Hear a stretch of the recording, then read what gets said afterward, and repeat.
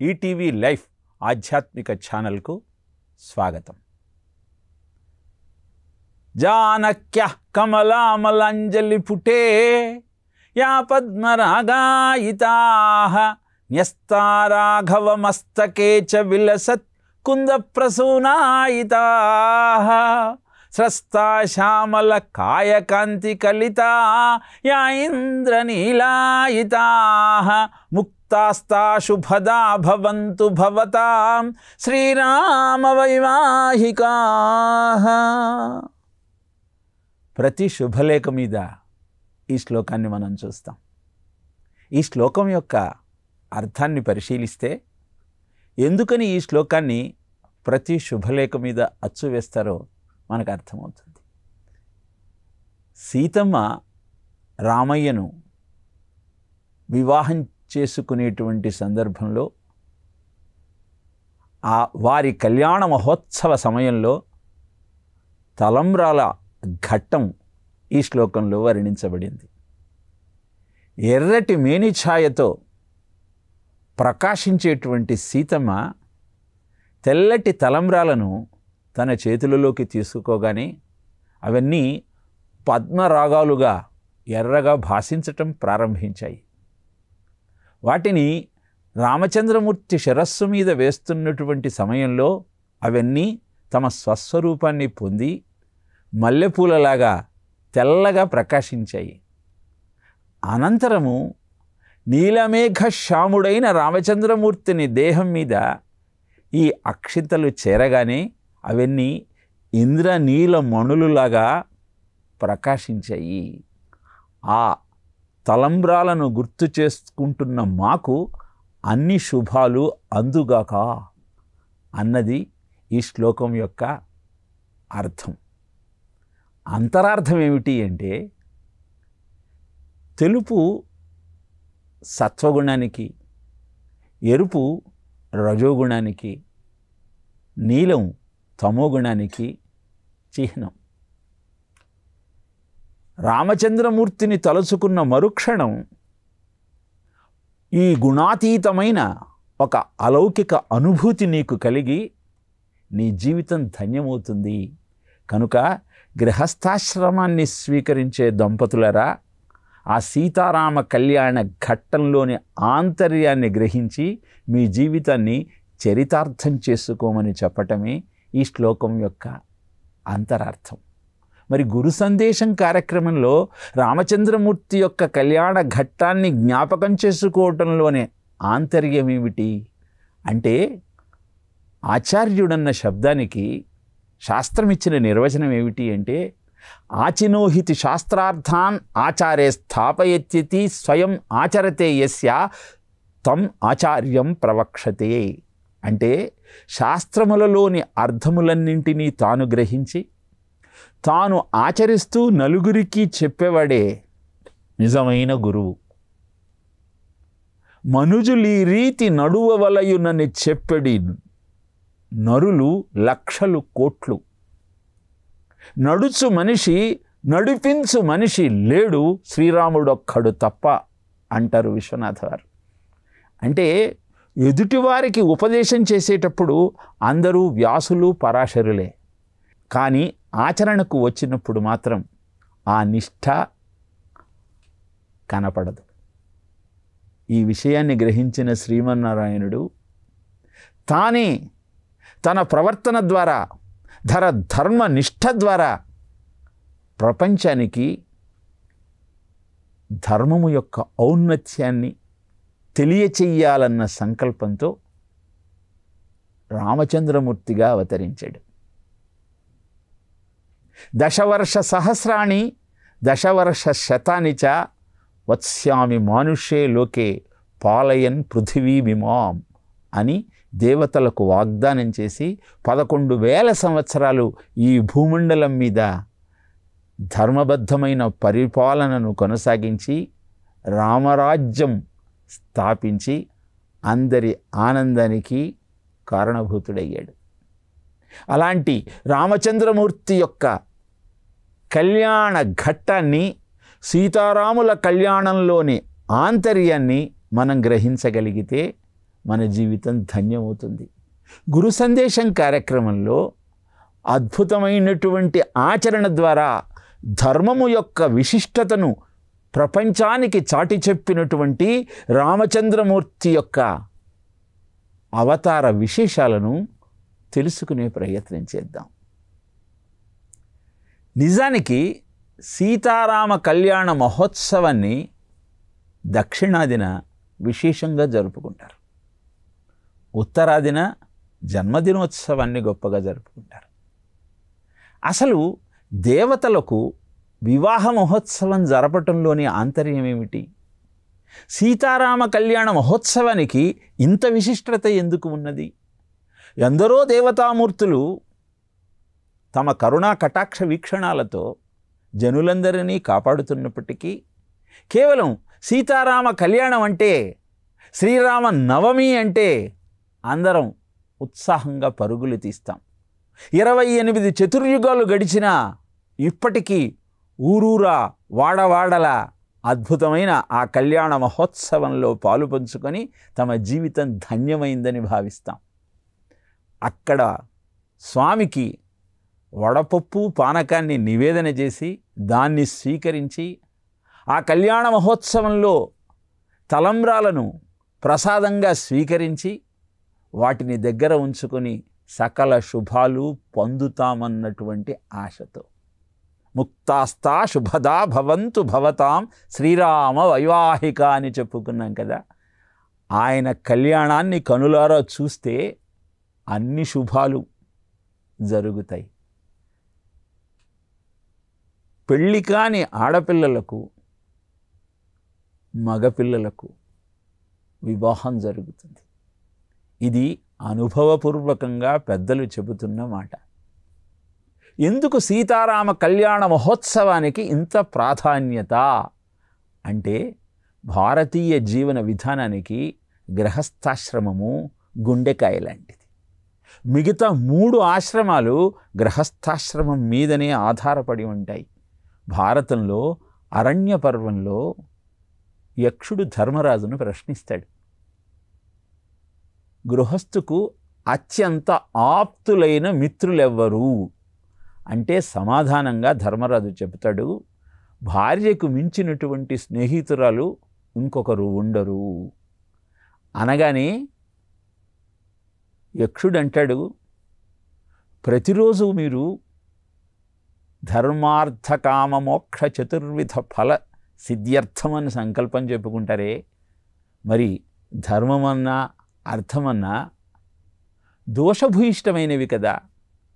అర్థాన్ని సంచయనం చేయడం కోసం ఒక్కొక్కసారి ధర్మ విరుద్ధమైన కార్యక్రమాలు నెరవేరుస్తూ ఉంటారు కదా. అలానే కామం అంటే కోరిక తీర్చుకోవటం. నా కామాయాం ఉపభోగేన శామ్యతి అవిషాం కృష్ణవర్తేన భూయయే భావి వర్ధతే అని కదా అయాతి అన్నాడు. అంటే కోరిక తీర్చుకునే కొద్దీ పెరుగుతుంది, కానీ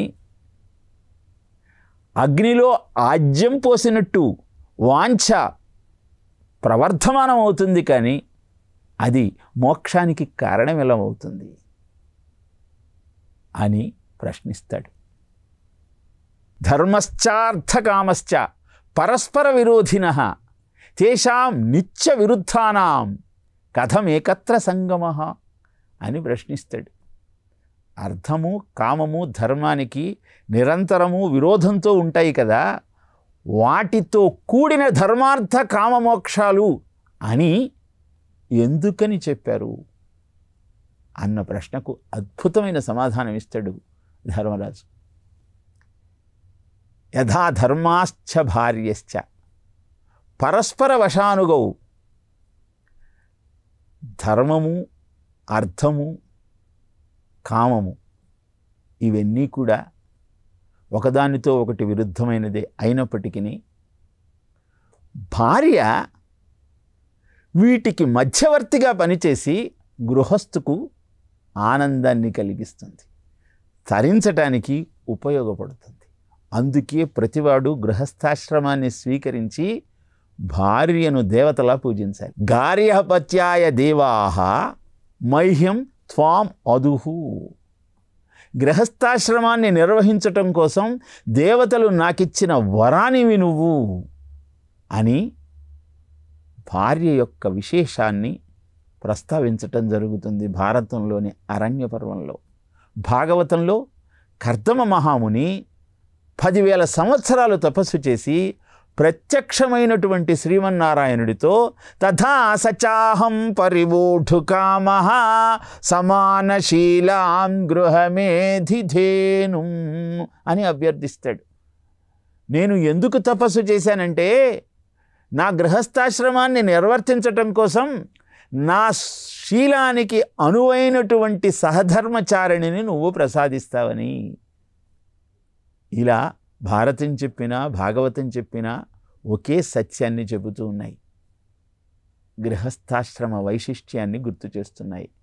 మూర్ధానాం పచ్చురారోహ అని వేద మంత్రం అంటే అర్థము, నా శిరస్సు మీద కూర్చుండి నా గృహాన్ని నడిపించాల్సిన బాధ్యత నీదే.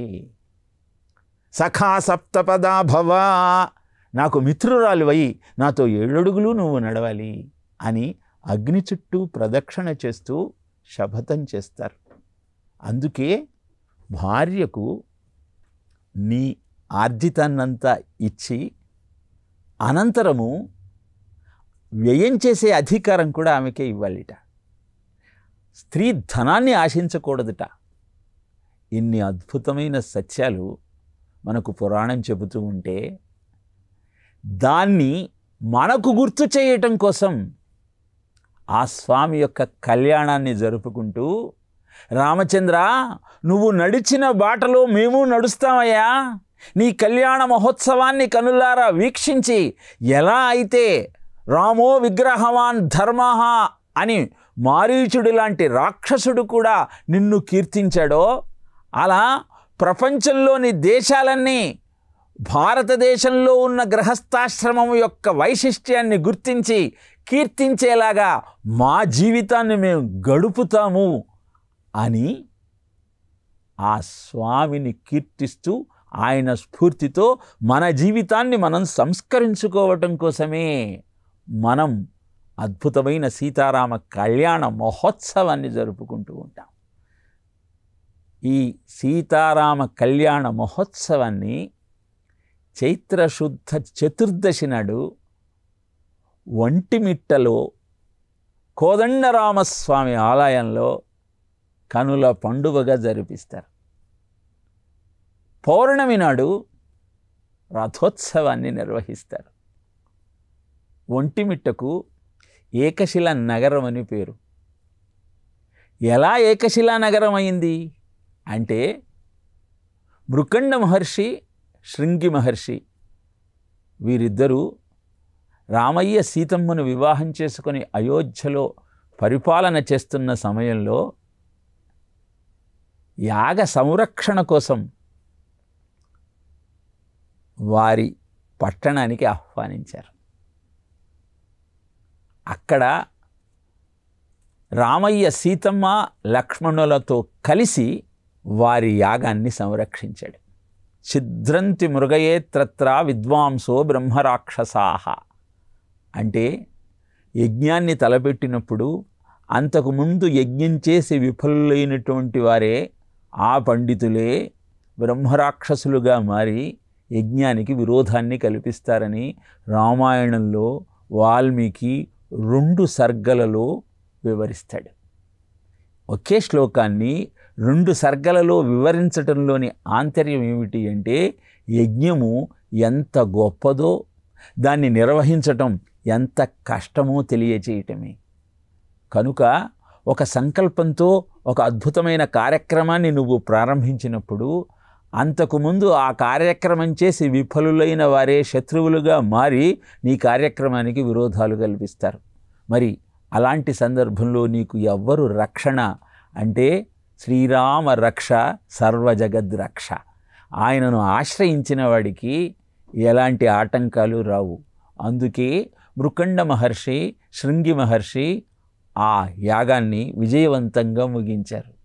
అనంతరం ఆనందంతో ఒకే శిల మీద సీతారామ లక్ష్మణులను ముగ్గురిని చిత్రీకరించి ఆనందించారు. జాంబవంతుడు అద్భుతమైనటువంటి ఆ సీతారామ లక్ష్మణుల దివ్య మంగళ విగ్రహాలకు ప్రాణ ప్రతిష్ఠ చేసి అక్కడ మన దర్శనార్థమై ఉంచారు. అనంతరం చోళులు 3 గోపురాలతో 160 అడుగుల ముఖద్వారంతో అద్భుతమైన నిర్మాణం చేపడితే విజయనగర రాజులు 32 స్తంభాలతో రంగమంటపాన్ని అక్కడ నిర్మించారు.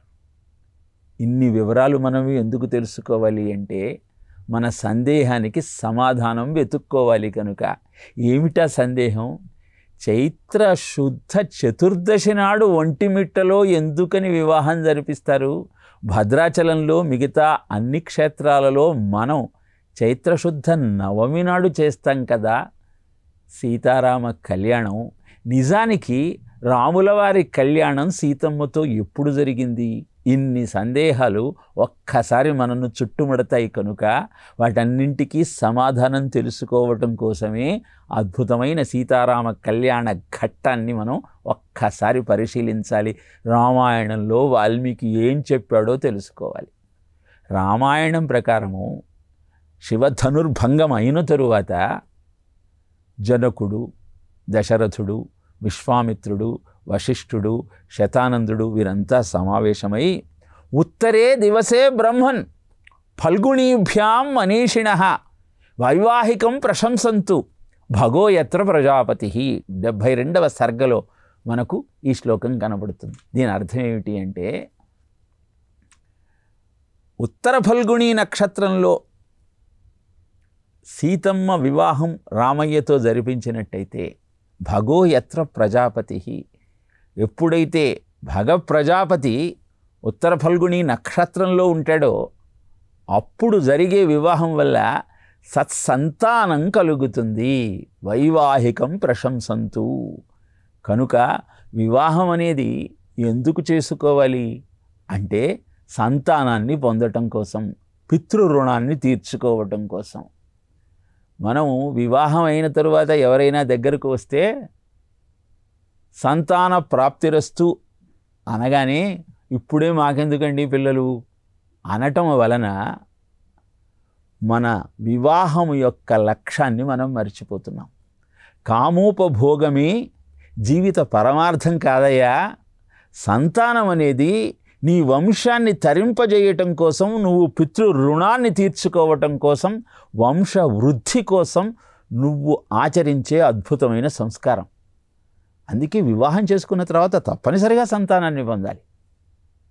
ఇలాంటి ఆలోచనతో వారు సీతమ్మ వివాహాన్ని నిశ్చయించారు. రామాయణం ప్రకారం సౌమ్యనామ సంవత్సర ఫాల్గుణ మాస ఉత్తర ఫల్గుణి నక్షత్రము పౌర్ణమి నాడు బుధవారం నాడు సీతారాముల కళ్యాణం జరిగింది. అందుకే చతుర్దశి పౌర్ణమి ఈ 2 తిథుల కలయికతో నిండు వెన్నెల పిండిలాగా ప్రపంచమంతా ఆవరించుకున్న సమయంలో సీతారామ కళ్యాణాన్ని అంగరంగ వైభవంగా జరిపిస్తారు.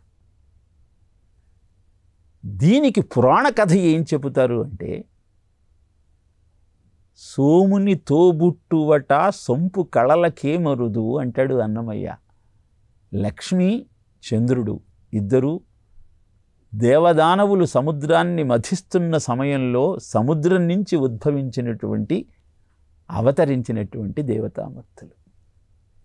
ఆ లక్ష్మీదేవి సోదరుడే చంద్రుడు. చంద్రుడు సీతమ్మగా ఆవిర్భవించిన లక్ష్మీదేవిని ప్రశ్నించాడు. ప్రతిసారి అభిజిత్ ముహూర్తంలో మీ వివాహం జరుగుతోంది, సూర్యాత్ చతుర్థకం లగ్నం అభిజిత్ పరికీర్తితం సర్వ పాప ప్రశమనం ప్రశస్త శుభకర్మసు అని జ్యోతిష్య శాస్త్రం చెబుతుంది. అభిజిత్ ముహూర్తంలో చేసే కళ్యాణము అన్ని శుభాలను అందజేస్తుంది. ఆ మాటకొస్తే అభిజిత్ ముహూర్తంలో ఏ కార్యక్రమాన్ని తలపెట్టినా నిర్విఘ్నంగా నెరవేరుతుంది. హనుమంతుడు 100 యోజనాల సముద్రాన్ని దాటదామనుకున్నప్పుడు అభిజిత్ ముహూర్తం దాకా వేచి చూచాడు. అలానే త్రిపురాసుర సంహారాన్ని చెయ్యాలన్న సంకల్పించుకున్నటువంటి శివుడు కూడా అభిజిత్ ముహూర్తంలోనే త్రిపురాసురులను అంతం చేశాడు. ఇలా అభిజిత్ ముహూర్తంలో మీ వివాహం జరుగుతూ ఉంటే నేను ఎలా చూడగలుగుతాను అని అభ్యర్థన చేశాట. అందుకే తన సోదరుడైనటువంటి చంద్రుడి కోరిక తీర్చటం కోసం సీతారాముల కళ్యాణాన్ని చతుర్దశి రాత్రి అద్భుతమైనటువంటి వెండి వెన్నెలలో అంగరంగ వైభవంగా జరిపిస్తారు. విచిత్రం ఏమిటి అంటే ఒంటిమిట్టలో హనుమద్ విగ్రహం ఉండదు ఆలయం లోపల. కారణం, హనుమంతుడితో రాముడి పరిచయానికి ముందరే ఈ సంఘటన జరిగింది కనుక. ఇలా ఏకశిలా నగరంగా ఒంటిమిట్టను అభివర్ణించటంలోని ఆంతర్యం ఏమిటి అంటే 3 విగ్రహాలు ఒకే శిల మీద ఉన్న కారణాన దాన్ని ఏకశిలా నగరం అని పిలుస్తారు. అక్కడ చైత్రశుద్ధ నవమి నాడు పోతనామాచ్యుని జయంతిని జరుపుతారు. పోతనామాచ్యుడు జనగాం జిల్లాలోని బమ్మెర వాస్తవ్యుడా లేక కడప ప్రాంతంలోని ఒంటిమిట్ట నివాసియా అని ప్రశ్న ఉద్భవిస్తే సమాధానం ఒక్కటే. తెలంగాణ ప్రాంతంలో జన్మించినటువంటి పోతనామాచ్యుడు మొగలాయుల దాష్టికాలు బాగా పెరిగిపోతున్న సమయంలో ఇక్కడి నుంచి అక్కడికి వలసపోయి తాను వ్యవసాయం చేసుకుంటూ రామచంద్రమూర్తి యొక్క అద్భుతమైన గాథను స్మరిస్తూ పలికెడిది భాగవతమట, పలికించెడు వాడు రామభద్రుండట, నీ పలికిన భవహరమగునట, పలికెద వేరుండు గాథ పలుకగనేలా అంటూ ఆ రామచంద్రమూర్తి దర్శనం నాకైంది, ఆయనే నన్ను ప్రేరేపించాడు. ఇట్లు భాసిల్లెడి శ్రీ మహాభాగవత పురాణ పారిజాత పాదపాశ్రయంబునను హరి కరుణా విశేషంబునను కృతార్థత్వంబు సిద్ధించెనని ఎరింగి మరి కొన్ని దినంబులకు ఏకశిలానగరంబునకు జని గురు వృద్ధ బుధ బాంధవ జనాజ్ఞాపేతుండనై అని భాగవతంలో రాస్తాడు. ఏకశిలా నగరము అని ఓరుగల్లు, ఓరు అంటే ఒకటి, గల్లు అంటే రాయి, ఓరుగల్లు నగరాన్ని కూడా ఏకశిలా నగరం అంటారు. ఏకశిలా నగరాన్ని అని ఒంటిమిట్టకు పేరున్నది. మెరుగు చెంగటనున్న మేఘంబు కైవడి నువిద చెంగటనుండ నొప్పువాడు చంద్రమండల సుధాసారంబు పోలిక మొగమున చిరునవ్వు మొలచువాడు వల్లీయుత తమాల వసుమతీజము భంగి బలు విల్లు మూపున బరగువాడు నీల నగగ్ర సన్నిహిత భానుని భంగి ఘన కిరీట ముదలగలుగువాడు పుండరీకయుగము బోలు కన్నులవాడు వెడదయురమువాడు విపుల భద్రమూర్తివాడు రాజముఖ్యుడొక్కరుడు నా కన్నుగవయ ఎదుట కనబడియే. ఈయన రాజముఖ్యుని తేరిజూచి భాషింప యత్నించినడా తా రామభద్రుండా మన్నామాంకితంబుగా శ్రీమద్భాగవతము తెనుంగు సేయము భవబంధములు తెగును అని ఆనతించి తిరోహితుండైన సమున్మీలిత నయనుండనై వెరగుపడి చిత్తంబునా రామచంద్రమూర్తి దర్శనం నాకయింది. ఆ కారణంగా అద్భుతమైన భాగవత రచన చెయ్యాలని నేను సంకల్పించుకున్నాను అని పోతనామాచ్యుడు భాగవత ప్రథమ స్కంధంలో ఉపోద్ఘాతంలో తెలియజేస్తాడు.